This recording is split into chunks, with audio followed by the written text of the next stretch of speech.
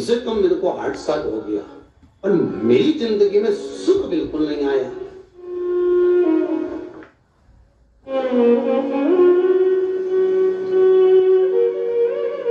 हमने कहा तूने कैसे चढ़ाया, वो भी तो सुने। तो कैसे क्या, स्नान करा और मंदिर जाके लोटा चढ़ाया पानी का। अच्छा, अब मैंने कहा तू चुप रहे। उसके पति, यही कि ये इसी ऑफिस की बात है, भगवान मंडेजर, उसके पति से पूछा, हाँ जी वर्मा जी सही बताओ पत्नी लोटा कैसे चढ़ाई। गुरुजी ना जाने कहां के महाराज के चक्कर में पड़ी, लोटा भर के पानी चढ़ाने जाए, नहाने के बाद बच्चा इतना सा रो रहा, चिल्ला रहा, पर उसको टच तक नहीं करे, किसी चीज के नहीं छुए, और बिल्कुल कोरी की कोरी साड़ी पहने, धुली हुई, पहले ही बाथरूम में टांग के धर दे, उसको कोई छू नहीं सकता, टाविल टच नहीं कर सकता, और ऐसी जाके शंकर जी के फिर लोटा चढ़ाए। मंदिर में अगर किसी ने छू लिया तो वापिस आ जाए, नहाए धोए फिर जाए। मैंने कहा बस अब तो तू ऐसी जिंदगी भर चढ़ाती रहे तो भोलेनाथ आएगा ही।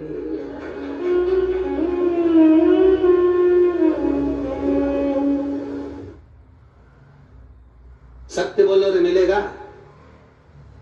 कई लोगों ने पूछा शंकर को रिझाने के लिए कौन से कलर के कपड़े पहने कि शिव राजी हो जाए। शंकर को पाने के लिए कपड़ा बदलने की जरूरत नहीं होती, शंकर को पाने के लिए कलेजा बदलने की जरूरत होती है, शंकर मिल जाता है। कपड़े से शिव कभी नहीं मिला साहब। आप कौन से कलर के कपड़े पहन रहे हो ये शिव प्राप्त नहीं करोगे हो। सफेद पहन लिए, लाल पहन लिए, केसर के पहन लिया, उससे शंकर नहीं मिल रहा हो। बहुत सारी रुद्राक्ष की माला धारण कर ली, हाथ में भी खूब सारा रुद्राक्ष पहन लिया, यहाँ पर भी पहन लिया, कान में भी रुद्राक्ष धारण कर लिया, जटा पे भी रुद्राक्ष लगा लिया, उससे शिव नहीं मिलने वाला हो।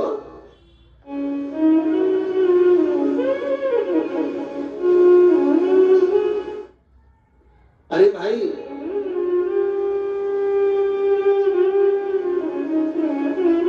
किसके पास में जा रहे हो आप जल चढ़ाने के लिए? जम के बोलिए जरा। शंकर जी के पास। शंकर जी कौन है?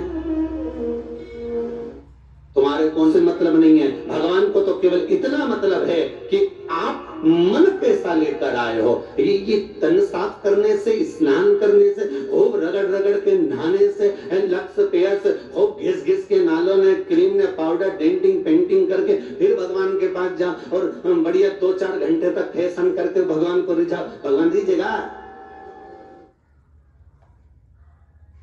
अरे गर्ग संहिता में लिखा है कि शंकर को एक बार प्रणाम करने का फल क्या है कि 10 अश्वमेध यज्ञ के स्नान का जो फल होता है वो मात्र शंकर को प्रणाम करने से मिल जाता है। कितना? 10 अश्वमेध यज्ञ के स्नान का जो फल है शंकर को मात्र प्रणाम करने से मिल जाता है। पर गर्ग संहिता कहती है कि 10 अश्वमेध यज्ञ के स्नान के बाद भी मनुष्य का जन्म वापिस मिल सकता है। मतलब वापिस तुम्हारा जन्म हो सकता है, किसी भी रूप में हो जन्म हो सकता है। पर शिव पुराण कहती है, गर्ग संहिता कहती है, स्कंद पुराण कहती है, नर्मदा पुराण कहती है कि महाराज इतना जरूर है कि शिव को प्रणाम करने का फल उतना है कि 10 अश्वमेध यज्ञ के स्नान का फल मिल जाता है। पर गर्ग संहिता कहती है कि शंकर के चरणों में अगर प्रणाम कर लिया तो ये पक्का है कि अश्वमेध यज्ञ का फल भले कट जाए पर शंकर के प्रणाम का फल नहीं कटता, उसका वापिस जन्म नहीं होता और वो शिव का हो जाएगा, वो शंकर का हो गया, फिर उसका जन्म नहीं है महाराज।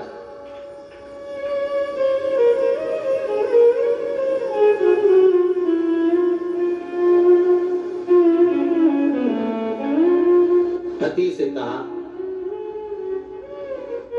हाथ धो, स्नान कर लो जल्दी से, फिर अपन को चलना है मंदिर। पति बोला नहा लिया एक बार तो दूसरी बार फिर से नहा लो।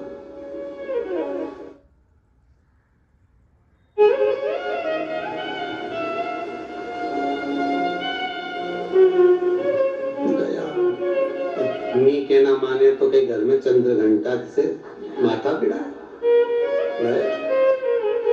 स्नान करा फिर आया, चल पलंग पे बैठ गए।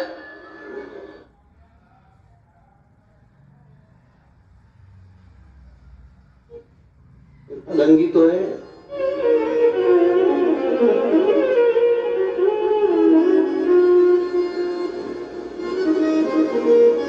फिर चला गया। फिर नहाने भेज दिया। होता एक सास बेचारी मायके जाना था, मौसी की यहाँ शादी थी।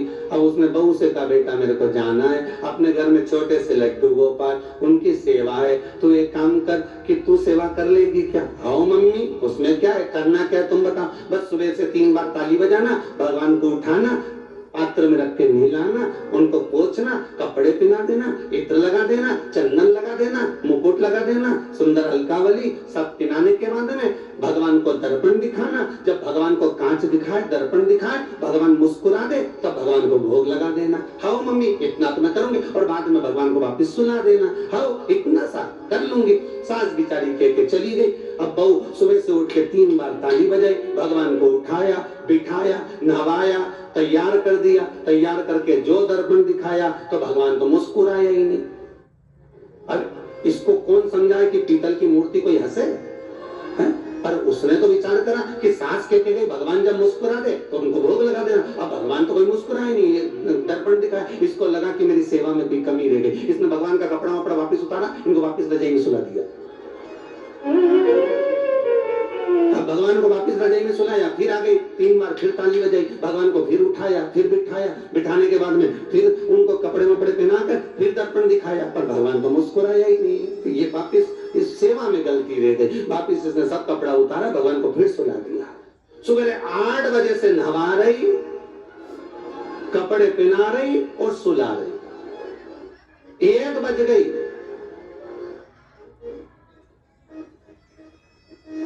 कुछ गलती रह गई होगी अपने सास के। अब की बार फिर भगवान को नहवाया। भगवान के मन में सोचे नहवाई नहवा रही, खवा तो कछु ना रही। 28 बार नहवा दिया।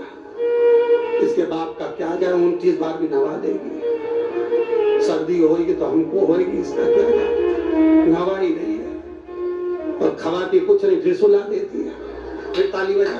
अब क्या फिर आ गई और 29वीं बार फिर बैठ गई और फिर भगवान को नहवाया, कपड़े पहनाया, और पहनाने के बाद भगवान का श्रृंगार करके जैसे ही दर्पण उठाया, उठा के जो भगवान को दिखाने लगी, भगवान ने मन में सोचा आपकी बात तो हंसी धुआं, सब कुछ भी हो रहा। और भगवान दोनों दांत दिखा दिए। जैसे भगवान ने दांत दिखाया, इन्हें दर्पण रखा और जल्दी से भोग लाई, भगवान के जिमाया। भगवान के जिमाया, जिमने के बाद भगवान को फिर वापस सुला दिया। अब ये सुबह से जैसे ही आए भगवान पहले ही मुस्कुरा के, फिर भगवान को मालूम है नवाएगी 25 बार का मतलब उससे हंसी तो हंसने लगेगा था, तो भगवान पहले से मुस्कुरा के बैठ जाए। अब एक दिन सास आ गई।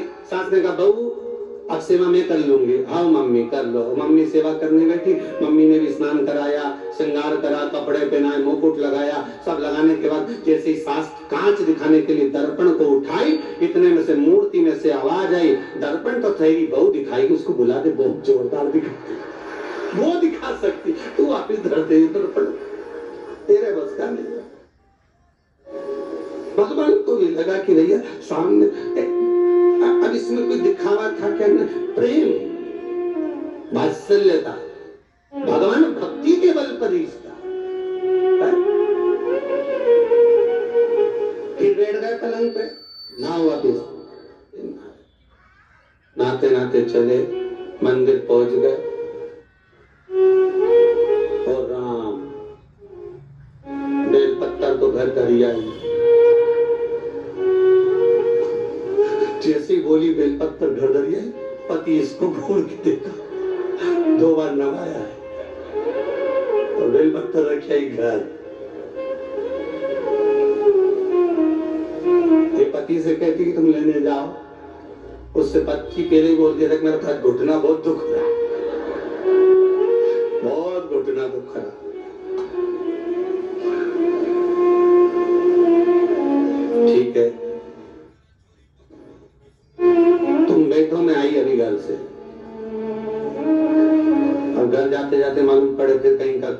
छुआ गया तो नहाने बैठ गई। फिर आई, इसकी जो पूजन की थाली रखी थी, कोई भगत आया बेचारा, उसने सोचा मंदिर की थाली है, सब चढ़ा चुड़ू के चले गया। सब पति से बोली तुमने अकेले पूजन कर ली, मैं तो करा ही नहीं। ये नंदी जहां बैठा उसके पास में बैठा, मैंने हाथ नहीं लगाया, तो ये सामान कौन चढ़ाया? इनकी आई थी, सब चढ़ा। तो क्या शर्म नहीं है? बेलपत्तर तो था ही नहीं। तो क्या सियोरवाला महाराज की कथा सुनी थी, शंकर जी पे से उठा लिया, धो के चढ़ा के वो गई, वो चली। शिव ये नहीं कह रहा कि तुम वस्तुएं बटोर कर लाओ, शंकर कहता तुम्हारे पास में मिल जाए तो समर्पित कर दो, नहीं मिले धोया, वापिस शिव को चढ़ा दिया, वापिस शंकर को समर्पित कर दिया। शिव स्वीकार करेंगे। एक महीने तक भी एक बेलपत्र को धोकर शंकर को रोज चढ़ाते रहो तो भी शंकर स्वीकार करेंगे। उसमें भगवान ये नहीं सोचेंगे कि निर्माल्य है, स्वीकार करेंगे।